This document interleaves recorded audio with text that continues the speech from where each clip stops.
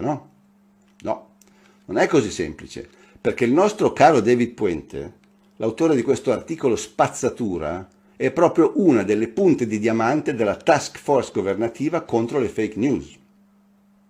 Avete capito di che tipo di gente ci stiamo mettendo in mano? Questi sarebbero quelli che si arrogano il diritto di decidere cosa è falso e cosa no, e vorrebbero farlo addirittura a livello governativo. In conclusione, stiamo per uscire tutti dal tunnel del coronavirus e stiamo andando incontro a un periodo estremamente difficile, cruciale direi, per le nostre libertà. Finita questa pandemia, cercheranno in tutti i modi di approfittare della nostra debolezza, sia mentale che economica, per cercare di rendere permanenti alcune misure che ci avevano presentato come temporanee e soprattutto per cercare di introdurne delle nuove. Non stupitevi se per caso in autunno vi ritrovate che per andare allo stadio oppure a un concerto bisognerà prima avere fatto tutta una serie di vaccinazioni obbligatorie, altrimenti tutti buoni e zitti a casa a guardare le partite in televisione oppure ascoltare i concerti sul telefonino, perché è questa la prima cosa che cercheranno di ottenere le case farmaceutiche da tutto questo casino del coronavirus. Cercheranno di far passare le vaccinazioni di massa fino a farle diventare obbligatorie per tutti. Pensate che io sia un paranoico? Guardate qua, Zingaretti, vaccini obbligatori nel Lazio per 2,5 milioni di persone. Stiamo valutando per il prossimo anno nel Lazio di rendere obbligatorio il vaccino contro l'influenza a tutti gli over 65, a chi lavora nella sanità e in altre categorie di lavoro più esposte e di attività essenziali. Quindi, siccome le attività essenziali le decidono loro, moltissima gente, se vorrà andare a lavorare, dovrà farsi il vaccino obbligatorio. È lì che vogliono arrivare le case farmaceutiche. Questa del coronavirus per loro è un'occasione d'oro quasi irripetibile. E naturalmente utilizzeranno la televisione, che loro pagano profumatamente, per martellarci il cervello in modo da arrivare prima o poi a vaccinarci tutti, obbligatoriamente per qualunque cosa. Con buona pace della Costituzione che dice nessuno può essere obbligato a un determinato trattamento sanitario se non per disposizione di legge, la legge non può in nessun caso violare i limiti imposti dal rispetto della persona umana. Invece i limiti li violeranno e come? Grazie alle nostre paure e al nostro stato di confusione. Vedrete con la scusa del coronavirus quanti limiti cercheranno di violare. Cercheranno di introdurre, ad esempio, il tracciamento elettronico dei nostri movimenti col telefonino, esattamente come hanno fatto in Cina con i cittadini di Wuhan. Chaque petit point rouge représente un cas. Et dans une société chinoise où chacun est surveillé par ses achats, ses déplacements ou la reconnaissance faciale, impossible de passer inaperçu. Ok, c'est là, je clique. Ah, la personne qu'ils ont trouvé malade, qu'il est allé où? Un magasin de fruits, un petit bistrot. Da noi non oseranno mai fare una cosa del genere, dite? Coronavirus, app in arrivo, volontaria e anonima. Il lavoro della task force istituita per studiare l'utilizzo di un'app per il tracciamento dei contatti per evitare il diffondersi del coronavirus è alle fasi conclusive. Naturalmente, per ora ti dicono che è volontaria e anonima. Però poi cosa ti succede se un giorno scopri che se tu non sei tracciato magari non puoi salire sull'autobus, non puoi andare in biblioteca o non puoi entrare in un supermercato? O accetti la tracciatura oppure te ne stai chiuso in casa a marcire e al supermercato ci mandi tua cugina. Quindi sarà pure volontario, ma bisogna vedere a quali ricatti saranno sottoposti quelli che non vogliono accettare. Ricordate che una cosa è volontaria solo se uno può scegliere davvero liberamente, senza condizioni, altrimenti si chiama ricatto. E il bello è che con l'aiuto del mainstream cercheranno di far passare questa schedatura di tipo poliziesco come una meravigliosa opportunità. Guardate, la Ferrari userà app tracciamento per dipendenti. Nella terza fase, dice l'articolo, ci sarà l'opportunità per ciascun collaboratore di servirsi di una app con tracciamento dei contatti per un supporto medico-sanitario nel monitoraggio della sintomatologia del virus. L'opportunità. Dovremmo anche ringraziarli alla fine, questi angeli premurosi che ci vogliono seguire dappertutto. Naturalmente, Il piano è nato dalla collaborazione con un pool di virologi, fra cui il professor Roberto Burioni, il nostro benefattore universale. Ma non basta. Con la scusa del coronavirus, presto troveranno anche il modo per entrarci in casa e portarsi via chi vogliono loro. Nuovamente, pensate che siano paranoie complottiste? Questo è Michael Ryan, direttore esecutivo dell'Organizzazione Mondiale della Sanità. Sentite bene cosa ha detto lo scorso 30 di marzo durante una conferenza stampa. Transmission has been taken off the streets and pushed back into family units. Now we need to go and look in families to find those people who may be sick and remove them and isolate them in a safe and dignified manner. E questa è l'Organizzazione Mondiale della Sanità che parla, non è la bocciofila di paese. Quindi, con la scusa del virus, vogliono poter entrare in casa vostra e portarvi via i fratelli, i genitori oppure i vostri figli in modo sicuro e dignitoso, se lo riterranno opportuno. Poi tanti auguri quando andate dal giudice per cercare di farveli restituire. Naturalmente, per arrivare a tutto questo, hanno un bisogno assoluto di silenziare al più presto la libera informazione, altrimenti rischiano che ci siano troppe persone che protestano e si pongono delle domande, e questo non va bene. E non stiamo parlando solo del fronte sanitario, sia chiaro. Dopo il coronavirus, approfittando della confusione, ci sarà un tentativo globale di ridisegnare alla radice l'intera mappa del potere, naturalmente a favore delle elite e a discapito dei normali cittadini, su tutti i fronti. Ci installeranno il 5G dappertutto, senza nessun serio dibattito sulla sua pericolosità e senza nessuna garanzia scientifica sulla sua innocuità.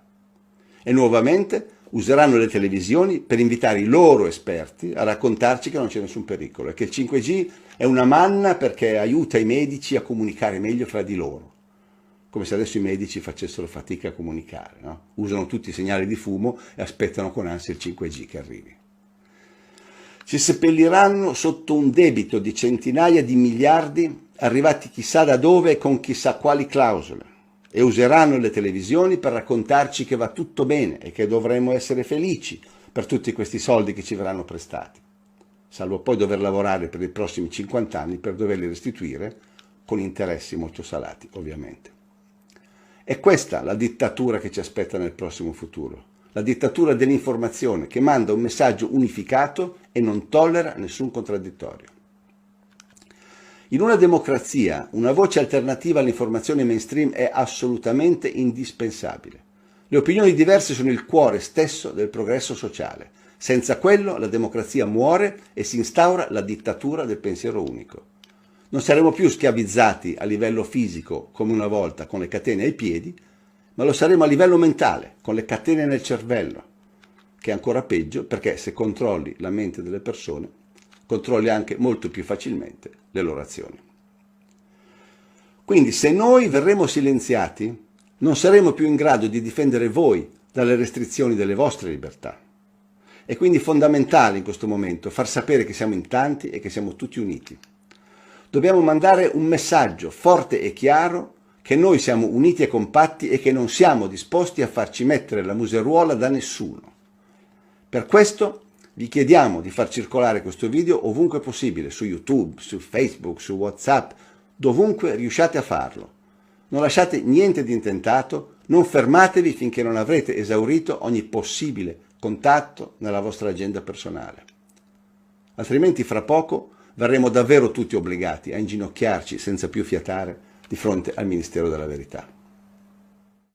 Sono Giulietto Chiesa, giornalista, scrittore. Approvo questo messaggio. Marco Tosatti, giornalista. Approvo questo messaggio. Sono Fulvio Grimaldi, giornalista, scrittore, documentarista inviato di guerra. Aderisco al 100% all'appello nel video di Massimo Mazzucco.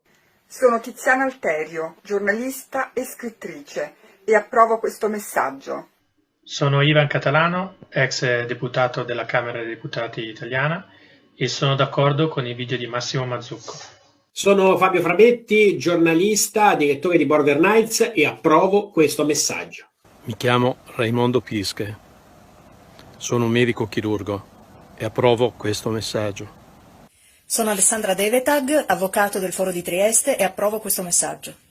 Sono Maurizio Blondei, giornalista, e sono d'accordo con l'appello di Mazzucco. Sono il dottor Stefano Scoglio, ricercatore scientifico, candidato al Premio Nobel della Medicina 2018, e approvo questo messaggio. Sono Margherita Furlan, vice direttrice di Pandora TV, e approvo questo messaggio. Sono Davide Barillari, consigliere regionale del Lazio, e approvo questo messaggio. Sono Patrizia Cecconi, scrittrice. Collaboro con alcune testate giornalistiche online. Approvo questo messaggio. Sono Ugo Mattei, avvocato e professore universitario, giurista. Approvo questo video. Mi chiamo Marco Pizzuti, sono un saggista d'inchiesta e approvo questo messaggio. Sono Corrado Malanga, faccio il chimico, sono uno scrittore e sono d'accordo con te, caro Mazzucco. Sono Maglio Dinucci, giornalista e analista geopolitico. Approvo questo messaggio. Sono Gustavo Alberto Palumbo, architetto, artista visivo, blogger. Sono d'accordo con questo messaggio. Mi chiamo Marcello Pamio, sono uno scrittore, responsabile del sito disinformazione.it e approvo in pieno questo messaggio. Sono Martino Chiorboli, psicologo e formatore, e sono d'accordo con questo messaggio. Sono Franco Fracassi, giornalista e scrittore, e approvo questo messaggio. Leopoldo Salmaso, specialista in malattie infettive e sanità pubblica e pubblicista. Approvo in pieno questo messaggio. Sono Gaia Pasi, docente e curatore di arte contemporanea, e sono completamente d'accordo con questo video. Sono Francesco Celani, fisico, ricercatore multidisciplinare, 2 volte candidato al Nobel per la pace. Approvo il contenuto del messaggio del giornalista Mazzucco. Sono Gabriele Sannino, sono uno scrittore e un giornalista. Viva la Costituzione, viva l'articolo 21, viva la democrazia. Naturalmente approvo questo messaggio. Sono Adriano Colafrancesco, blogger e scrittore. Ho ascoltato il tuo appello, lo condivido pienamente e per questo mi riservo di darne la più ampia diffusione su tutti i miei contatti. Sono Gintoschi Marazzani Visconti, sono pubblicista e ho scritto dei libri. Condivido pienamente questo video. Sono Enrica Perucchietti, giornalista e scrittrice, e approvo questo messaggio. Sono Ugo Giannangeli, avvocato, approvo questo messaggio. Sono Roberto Germano, autore di saggi, fisico e imprenditore, ed approvo questo messaggio. Sono Mauro Scardovelli, giurista e psicoterapeuta. Ovviamente approvo questo messaggio, perché stanno introducendo la censura in Italia, che è vietatissima dall'articolo 21 della Costituzione. La censura infatti è tipica delle dittature, propria delle dittature, quindi indica la fine della democrazia. Sono Tom Bosco, direttore responsabile della rivista bimestrale Nexus New Times, e approvo con tutto il cuore questo messaggio. Sono Lara Innocenzi, docente di italiano e scrittrice, e sono d'accordo con il messaggio. Sono Roberto Quaglia, scrittore e ricercatore, e approvo questo messaggio. Sono Giuseppe Turrisi di Accademia della Libertà. A nome di tutto il gruppo condividiamo l'appello di questo video. Aderisco volentieri alla giusta iniziativa di Massimo Mazzucco e propongo dal canto mio una task force uguale e contraria a quella istituita dalla RAI per contrastare le fake news, tra virgolette, del sistema. Sono Claudio Messora di BioBlue.com e sottoscrivo in pieno l'appello di Massimo Mazzucco, uomo misurato, uomo saggio, uomo socratico, è il Socrate dell'informazione indipendente. Lo sottoscrivo soprattutto nella parte in cui ribadisce l'importanza dell'informazione libera e indipendente in una democrazia, perché non è più il momento, dato l'accerchiamento in atto, di essere tenui, di essere cauti. È il momento di uscire allo scoperto e gridare forte che siamo liberi. Lo dice l'articolo 21, lo dice la Costituzione, e liberi vogliamo restare.